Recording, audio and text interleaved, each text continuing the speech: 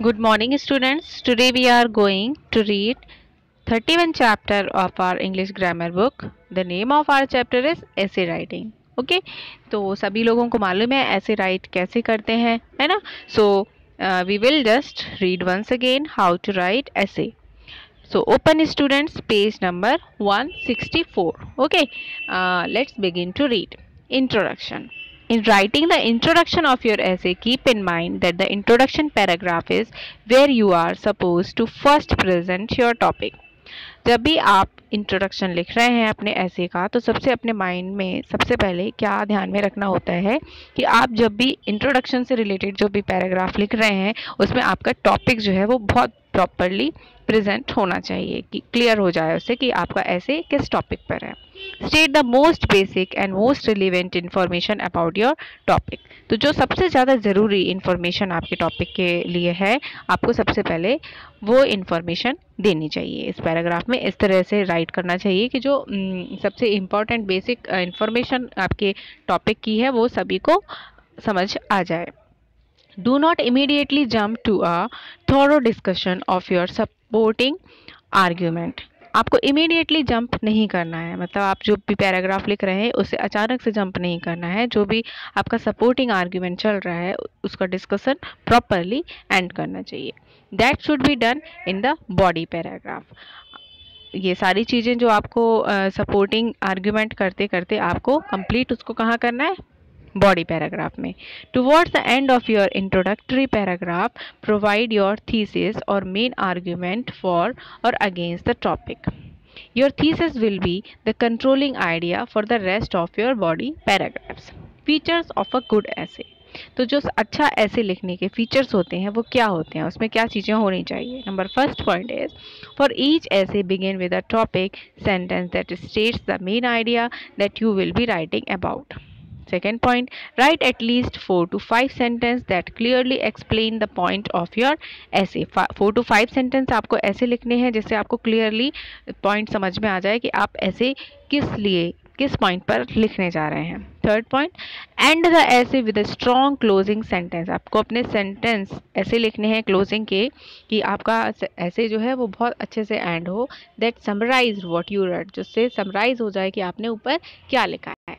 Check that your grammar, spelling and punctuation are correct.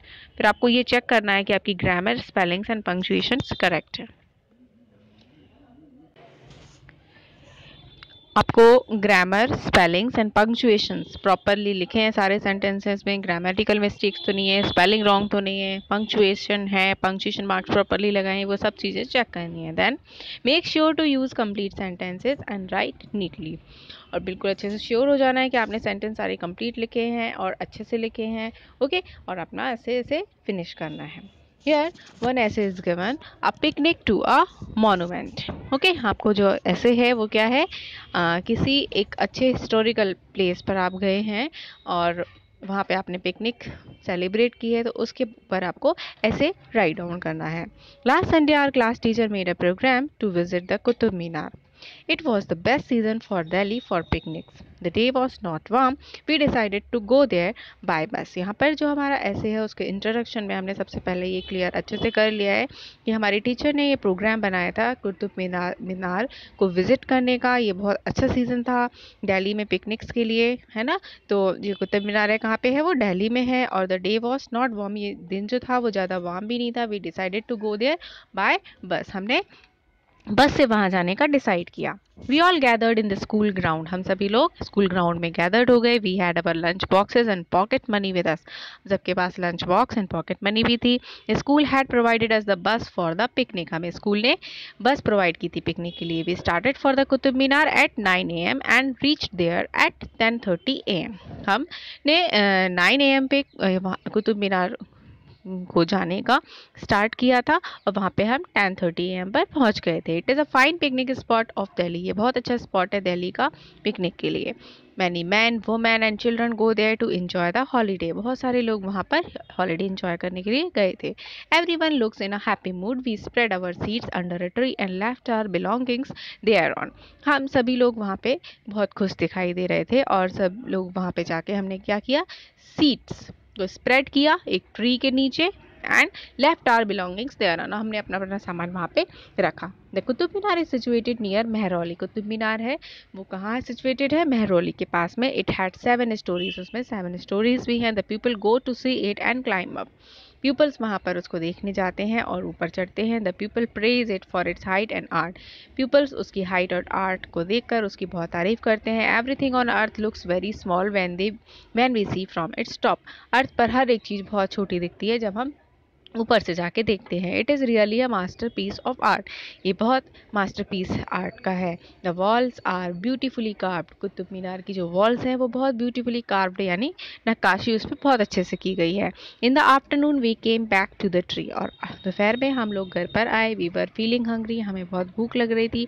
We opened our lunch boxes and ate to our hearts feel, हमने अपने अपना lunch box खोला और heart fill उसको खाया, मतलब जी भर के खाया वन अनदर्स लंच, एक दूसरे के लंच को। There was no discrimination between all of us and we enjoyed lunch. We played there for some times, हमने कुछ देर वहाँ पे खेला।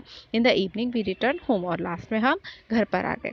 तो स्टूडेंट्स, इस तरह से आपको ऐसे राइटिंग का कंक्लूजन फिनिश करना है बिगनिंग से लेके एंड तक। Okay, then check your letter कि आपकी सारी स्पेलिंग्स करेक्ट है, पंक्चुएट है सेंटेंसेस, है ना।